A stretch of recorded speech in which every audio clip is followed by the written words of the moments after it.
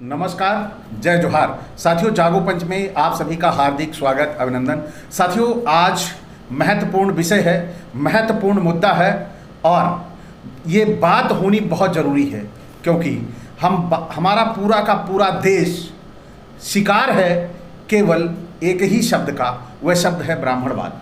जी बिल्कुल। और मैं सबसे पहले अब ये भी कहना उचित नहीं होगा क्योंकि अब ये जागो पंच के अंग हो चुके हैं, तो बार बार मैं अतिथि भी कहूँ ये थोड़ा अच्छा नहीं लगेगा क्योंकि अब ये जागो पंच के अंग है। मैं तो जागो पंच का दोस्त हो गया हूँ। हाँ जी बिल्कुल। तो आइए बातचीत करते हैं आज हम इस महत्वपूर्ण मुद्दे की कि डॉक्टर साहब, आखिर ब्राह्मणवाद है क्या? सबसे पहले तो जागो पंच के समस्त दर्शकों को जय विज्ञान, जय संविधान, जय मंडल जो है।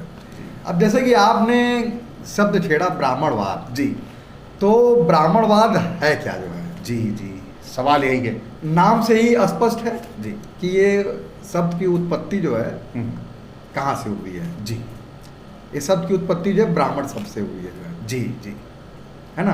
अब सीधे सीधे तो ब्राह्मण को नहीं जो कह सकते, क्योंकि बहुत से ब्राह्मण जैसे राहुल संकीर्तन वगैरह रहे हैं जो कि ब्राह्मणवाद जो नहीं करते थे, तो इसलिए ब्राह्मणवाद जो है शब्द दे दिया गया, जो कि जात पात, ऊंच नीच का भेदभाव, लिंग का भेदभाव जो है ये ब्राह्मणवाद करता है। जी जी। अच्छा डॉक्टर साहब, अभी आपने बहुत बड़ी बात कही। हाँ। कि सवाल ये ब्राह्मणवाद जो निकलता है, जैसे समाज है, समाज की बात करेगा तो वाद निकलेगा, समाजवाद कहलाएगा। हाँ, समाज बिल्कुल है ना। बिल्कुल। जातियों की बात होगी तो जातिवाद कहलाएगा, और जो ब्राह्मण जो बात करेगा वो ब्राह्मणवाद कहलाएगा। हाँ, बिल्कुल बिल्कुल। यहीं पे आपने अभी थोड़ा सा बड़ा कोमल हृदय रखा आपने ब्राह्मण के लिए, है ना। अब बोले क्योंकि राहुल संकीर्तन भाई एक बात वो उनके लिए ना नहीं, मैं मानता हूँ इस बात को। हाँ। लेकिन जो भी हमारी गवर्नमेंट सर्वे करती है, जो सर्वे 70% के ऊपर हो जाता है उसको 100% मानती है। हाँ, जी, है ना। जी जी। लेकिन बिल्कुल। यहाँ पर राहुल संकीर्तन जैसे कितने लोग हैं उसे हम गिनती में गिन सकते हैं। मुझे तो लगता है कि जो है एक ही हुए। तो डॉक्टर साहब हमसे अपवाद ना कहें। अपवाद कह सकते हैं। जैसे कहा गया है कि शराब जुर्म की माँ है। हाँ, शराब जुर्म की माँ है। लेकिन सरकार शराब नहीं बंद कराती और यह स्लोगन हर जिले तहसीलों में लगवाती है। हाँ, वो जानती है कि शराब जुर्म की माँ है, लेकिन बंद नहीं कराती। क्योंकि जुर्म भी तो करवाना है। हाँ, तो यहाँ पर सवाल उठता है कि ब्राह्मण खतरनाक है या ब्राह्मणवाद खतरनाक है? देखिए, हमने कहा ना जी कि जो ब्राह्मणवाद जो खतरनाक है जो है जी, उसकी उत्पत्ति जो कहाँ से हुई है? जी जी, ब्राह्मण से ही तो हुई है ना। हाँ हाँ। तो जो जहाँ से उत्पत्ति होती है जो है वही असली जो तो यहाँ खतरनाक उद्गम स्थल है। हाँ, या उद्गम है? उद्गम स्थल है। जी जी बिल्कुल जी बिल्कुल। तो स्थल होगा ही जो है। जी जी। तो ब्राह्मणवाद वास्तव में किस तरह खतरनाक है, इसका क्या दुष्प्रभाव हमारे समाज में पड़ रहा है, इसकी चर्चा करना चाहूंगा मैं आपके साथ। हाँ, बिल्कुल है ना।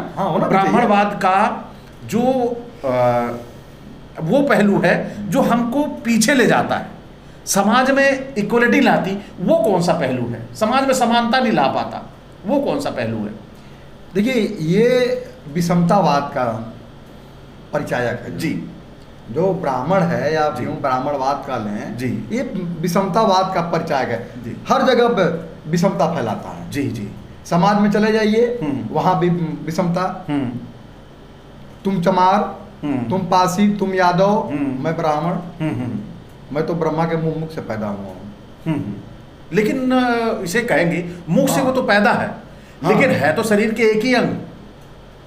अब देखिए, ब्राह्मण क्या कहता है जो है कि हम सब में श्रेष्ठ हैं जो है। नहीं मानते हैं, वो थोड़ा सा मुंह आ गए ऊपर, लेकिन उनको पता है कि पिछवाड़ा धोने वाला हाथ वो एक ही है, खाना उसी को खिलाता है। उसी नहीं, तो सबसे गंदा तो वही हुआ ना एक्चुअली में। ये जो है जी, हम लोगों से जी अच्छा जो है जानवरों का मलमूत्र समझता है।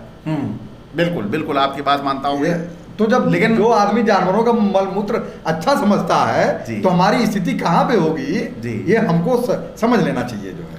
तो आपको लगता नहीं है कि उसने कहा मैं मुख से पैदा हुआ और ब्राह्मण जब में जन्म लिया, मैं देवता हूं, मैं श्रेष्ठ हूं, ये अवधारणा कहां तक टिकी नजर आती है? इसमें सच्चाई कितनी है कि वास्तव में कितने श्रेष्ठ हैं वो? भाई देखिए, हमारी जो उत्पत्ति हुई है, आपकी उत्पत्ति हुई है जी, ये इसका एक ही तरीका है जी, वैज्ञानिक तरीका, है ना। एक हाड़ चाम मलमूता, एक रुधिर एक मूता, एक बूंद से सृष्टि उपजी, को बावन को सुधा। जी, है ना, तरीका तो ये है। बिल्कुल बिल्कुल बिल्कुल। तो अब उसमें उसको मान रहा है और उसने इसको मनवाने के लिए कई प्रकार के षड्यंत्र रचे उसने। एक दो षड्यंत्र जो है ना नहीं रचे, जो है कुछ पे प्रकाश भी डालेंगे कई तो तरीके का। हाँ, जैसे जो है कैसे इसने जो षड्यंत्र रचा। गांव की महिलाएं हैं जी, गांव की महिलाएं खाना खाती हैं पत्तल में, और पानी जो है पहले कहाँ पीती थी, पीछे जो है चुल्ली करके। अच्छा अच्छा। कहती क्या है, हाँ सोने की थाली में जेवना परोसा। हाँ हाँ, बिल्कुल, है ना। हाँ ये है कि सोने की थाली में हाँ। जेवना परोसा। हाँ। और इन्होंने कई साहित्यों की रचना की जो है। इन्होंने जगह जगह गांव में जाकर के नौटंकी कराई और उसका नाम दिया रामलीला। अच्छा अच्छा अच्छा अच्छा। जी जी। कई फिल्में बनाई। अच्छा, हमने फिल्में इनके साहित्यों की रचना की, फिल्में बनाई, और तमाम इनको शूद्रों को बताया गया कि तुम पढ़ने के लायक नहीं हो, महिलाओं को बताया गया तुम अब वही मैंने चर्चा करी कि शूद्र जो है मलमूत्र से भी गए गुजरे हैं जो है। तो ये तमाम तरीके हथकंडे स्कूलों में आप जो है देख लीजिए, जो है स्कूलों में अगर कोई टीचर ब्राह्मण है और कोई लड़की अगर या लड़का या लड़की निचली जात का है, मैं नॉर्मल बात कर रहा हूँ, नॉर्मल 6, 7, 8 की बात कर रहा हूँ, अगर उसने अच्छा लिखा है गणित उड़ित में, तो उसकी ये लोग किताब कापी जो छुपा देते हैं। नंबर कम देते होंगे। नंबर कम नहीं देते, हाँ, कपियाँ छुपा देते हैं जो है। अच्छा, ऐसा भी होता है? हाँ, ऐसा भी होता है, ऐसा हो चुका है ना। नहीं, ये मेरे उदाहरण में ऐसा है, नाम हम तो मैं नहीं बताऊंगा जो है, लेकिन ऐसा है। मैं आपकी बातों को मानता हूं क्योंकि इतिहास पढ़ा हुआ है। और वो जो एकलव्य वाली घटना है ना, हाँ, एकलव्य वाली घटना याद दिला देती है कि गुरुजी कैसे छल करते हैं। गुरुजी कहते गुरुकुल की, जी, पहले गुरुकुल हुआ करता था। परंपरा तो वही चली आ रही है, परंपरा वही चली आ रही है, परंपरा कहाँ बदलनी है। हाँ, तो वैसे हाँ, जो वास्तविक रूप से सामाजिक ब्राह्मणवाद, अब चलते हैं थोड़ा परिभाषिक तौर पे बात की जाए। सामाजिक ब्राह्मणवाद समाज में घुसा कैसे? देखिए, समाज में घुसा कैसे, हमारा समाज जो है अचानक से दास तो बना नहीं होगा। नहीं, अचानक से नहीं बना जाए। तो वहां के पहलुओं को थोड़ा लाइए जहां से शुरुआत होती हो इसकी। जैसे शुरू जब हुआ जो है, तो इन लोगों ने वर्ण व्यवस्था की रचना की। ठीक जी। पहले जो वर्ण व्यवस्था थी जो है, वो कर्मों के आधार पे थी। जी, है ना। जी, लोगों ने लोगों ने उसको माना भी जो है कि कर्म के आधार पे अच्छी बात है। और ये पहले 4 साल के लिए हुआ करती थी। अच्छा, ये 4 साल के लिए होते, कबीले का एक कमेटी बनती थी जो है, और 4 साल बाद वो कमेटी बनती थी, वर्ण व्यवस्था का जो है वो अध्ययन करती थी कि कौन आदमी किस लायक है जो है, उसको फिर अगले बार उस वर्ण में शामिल करती थी। कि जैसे कि कोई अगर दलित बिरादरी हिर्ष पुष्ट है जो है, लड़ने लायक है, तो उसको छतरी में डाल दिया जाता था। हाँ, ये था जो पहले। तो लेकिन बाद में ये धीरे धीरे जो है जन्मना पे ले आए। जन्मना पे ले आए। हाँ, ठीक, जन्मना जाते अब जो होगा वो जन्म के आधार पे होगा। हाँ, तो लेकिन अब इसी पे संदेह होता है कि जब उन्होंने जन्म पे कर दिया, तो जो पहले वाले थे, तो इसका मतलब पहले वाले में ब्राह्मणों शूद्र होंगे। हाँ, होंगे, हैं? क्यों नहीं होंगे? बिल्कुल होंगे ना। जो 4 साल के जो कमेटी बनती थी जो है, लेकिन यही तो कार्य करती थी जो है। इनकी कुछ चीजें समझ में नहीं आते। 4 युग, इनकी बहुत चीजें समझ में नहीं आती। 4 युग, 4 वेद, चार वर्ण वर्ण। ये क्या खेला है? ये खेला समझ में नहीं आता, सब चार है, चार का चल रहा है। सब चार ही हैं? है, चार भाग। हाँ, तो ये चार का मतलब जो है पता नहीं क्या है, कि इसी चार के पीछे कुछ छिपा है ना, कि इनका जो ब्राह्मण है उसने कैसे सबको चौपट किया है, इस चार से ही समझ में आता है। अब बिल्कुल है? हम लोग तो कहते हैं कि 3 तिगाड़ा का काम बिगाड़ा जो है, हाँ, लेकिन ये ये लोग 4 चौगाड़ा काम चौगाड़ा वाला हाल है इनका जो है। तो डॉक्टर साहब हाँ। जो सामाजिक बात कर रहे थे, हाँ। सामाजिक हाँ। ब्राह्मणवाद की, हाँ। तो सामाजिक ब्राह्मणवाद में हाँ। अभी वर्ण व्यवस्था की बात आई। वर्ण व्यवस्था के बाद जन्मना पे आने के बाद ये इतनी सारी जातियों का निर्माण हो गया, और ये जातियां वो उसी प्रकार से बन गई जैसे कि हम किसी बड़े देवस्थल में जो जाते हैं वहाँ सीढ़ियाँ बनी होती हैं, तो यहाँ 6743 सीढ़ियाँ बना डाली, और क्रमशः सब एक दूसरे के ऊपर बैठाते गए। बिल्कुल। और समाज में ये विषमता कैसे फैली, कि ये निर्धारण किसने कर दिया कि तू ऊंचा है कि मैं नीचा, ये कैसे समझ में आया? क्या सब जानते हैं ऐसा? एक्चुअली में क्या है, जो ब्राह्मण थे जो है उन्होंने अपने आप को श्रेष्ठ कैसे दिखाए, है ना। 4 वेदों की रचना की है, तो आपने बता ही दिया जो है। जी जी जी। तमाम साहित्यों की रचना की, सब कुछ किया, सब कुछ लिखा खुद। बहुत महत्वपूर्ण बात है, सब कुछ लिखा खुद जो है, और लोगों को बताया ये ईश्वर ने लिखा है जो है। बड़ा ही मतलब सेंसिटिव मुद्दा हो गया ये। मतलब कि ते दे बरबाभम वाला है ना, क्या कैसे ध्यान नहीं आ रहा है। दे बरबाभम को तेल कुम्हारा सुपच किरात कोल कलवारा। हाँ हाँ हाँ, है ना। हाँ। ये लिखा उन्होंने खुद जो है।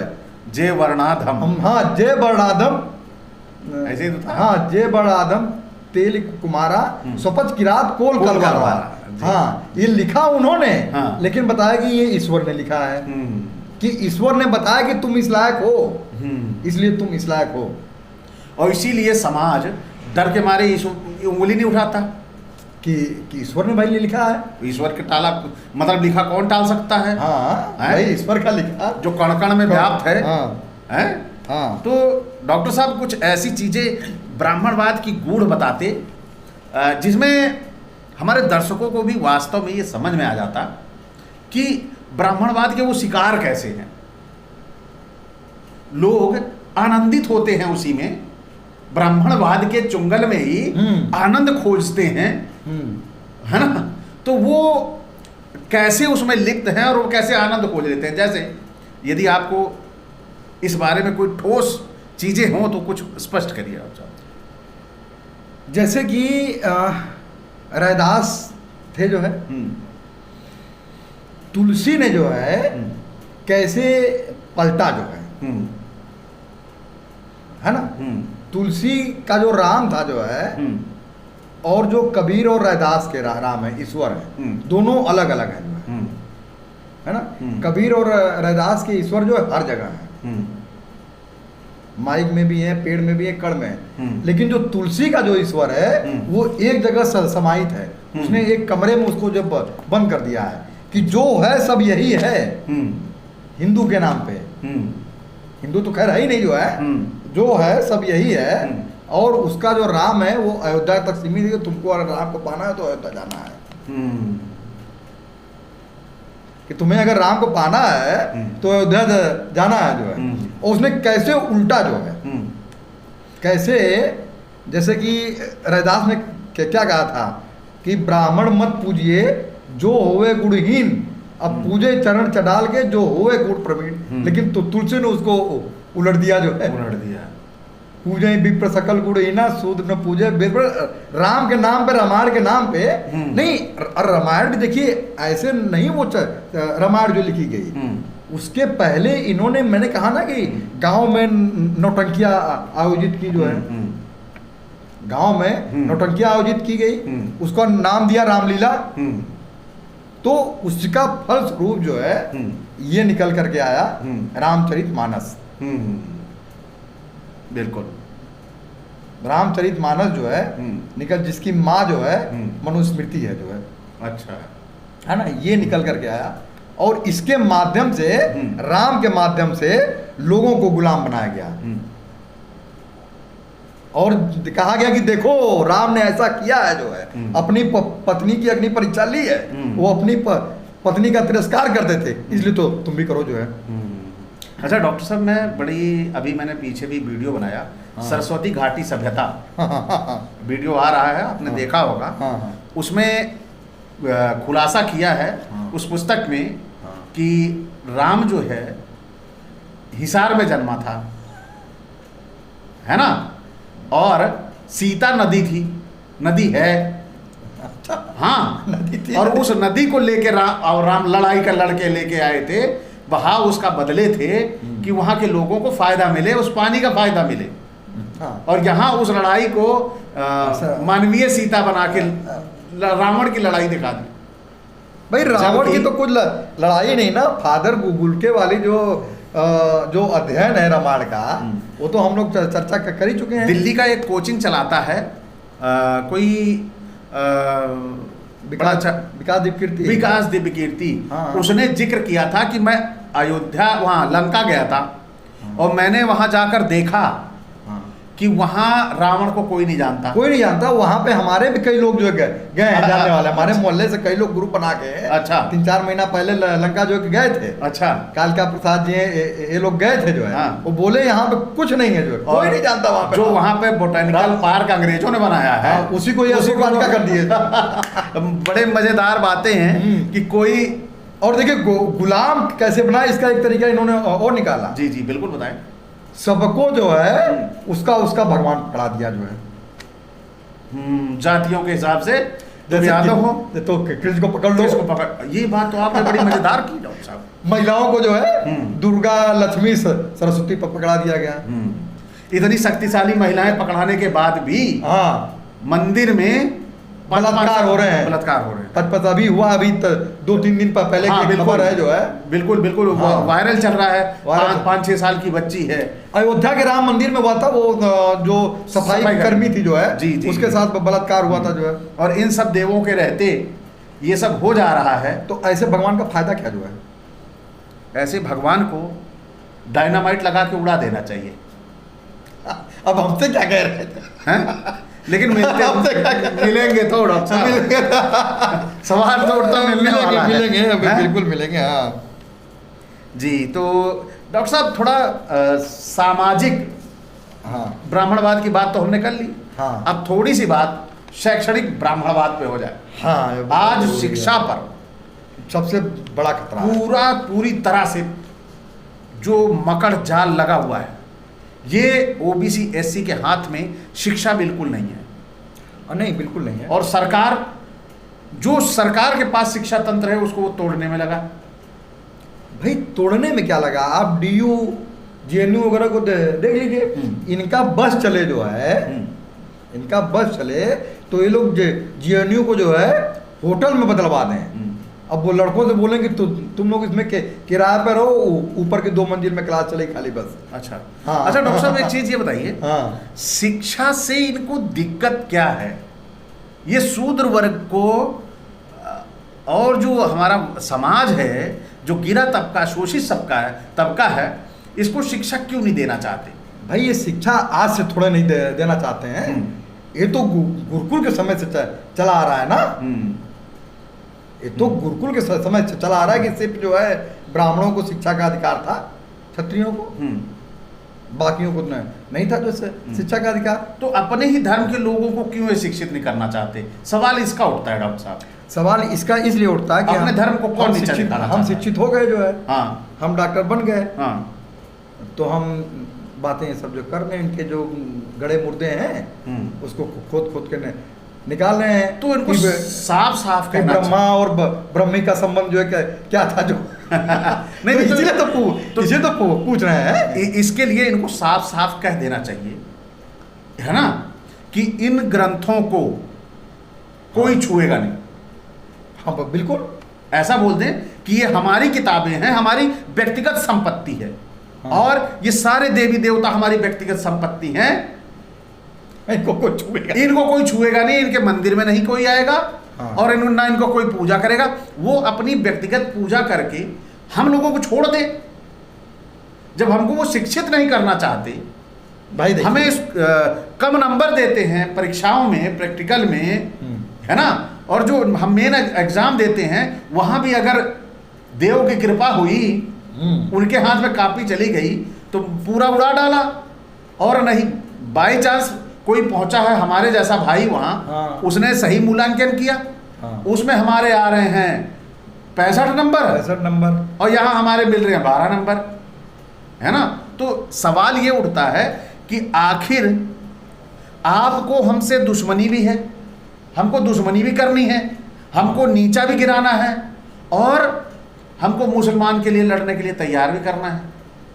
ये कैसे है? अब चूंकि मुसलमान के लिए लड़ने के लिए, देखिए मुसलमान के लिए लड़ने के लिए इसलिए तैयार करना है कि जो इनका जो गंदा इतिहास है उसको उसके माध्यम से छुपाना है।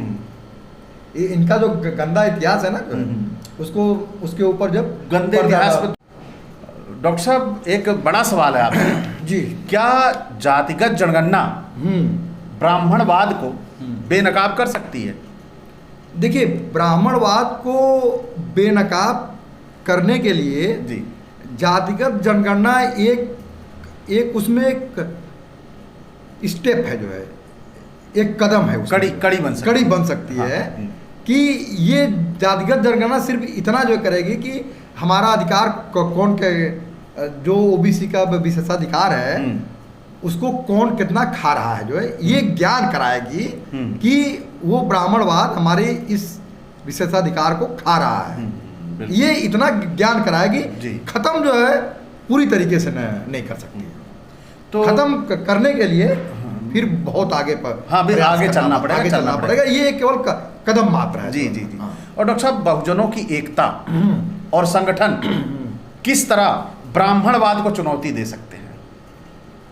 देखिए बहुजनों की जो संगठन है और जो एकता है जी, ये ब्राह्मणवाद को चुनौती देंगे कि नहीं देंगे, ये ब्राह्मणवाद की सत्ता को चुनौती देंगे जो है। अच्छा जी, है ना। हाँ। पता चला कि बहुजन की सरकार जो बन गई, हाँ, घर में जो है शालिग्राम की पूजा करा रहे हैं, हाँ, मिश्रा जी तो कहाँ से गृह मंत्री बन गए, तो कहाँ से जो ब्राह्मणवाद सही बात है, सही है ना। तो साथियों आप सभी ने देखा पूरे इस वार्तालाप के दौरान कि आखिर ब्राह्मणवाद क्या है, ब्राह्मणवाद किस तरह हमारे लिए चुनौती है, ब्राह्मणवाद किस तरह हमारे लिए घातक है, और इससे हमें कैसे उबरना है, इसके भी उपाय वीडियो में आपको लगातार मिले होंगे।